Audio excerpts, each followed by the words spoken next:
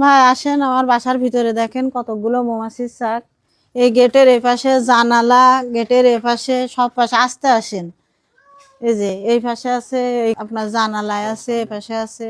তারপরে এই যে ঘরে ঢুকার গেটে, এই গেটে আছে 4টে চাক আপনার। আপনাদের বাসায় এই যে মৌমাছির চাক গুলো আছে, এখান থেকে মধু সংগ্রহ করে আপনি কতটুকু স্বাবলম্বী হতে পারছেন? আমার এই মধু বেচে সংসার চলে। দেখা যাচ্ছে প্রত্যেক বছরে যে পরিমাণে মধু বিক্রি করি, তাতে আমার দুটো বাচ্চা মানুষ করলাম, লেখাপড়া শিখছি, বাবা অসুস্থ, তার ট্রিটমেন্ট করছি, এই মধুর উপরেই চলে। আপনি এখান থেকে প্রতি সিজনে কতটুকু করে মধু বিক্রি করতে পারেন? কতটুকু না, মানে অনেক টাকার মধু, দেখা যাচ্ছে 1-1.5 লাখ টাকার মধু বিক্রি করতে পারি। আচ্ছা, এই মৌমাছির চাকে যে মধুগুলো হয় এগুলোকে আপনি সংগ্রহ করেন নাকি অন্য কেউ আসে? না, আমি সংগ্রহ করি। এটা হাত দিতে পারবেন? হ্যাঁ। দেখান তো, কামড়াবে না তো? দেখেন। না না, এই যে তাই তো আপনার সাহস আছে।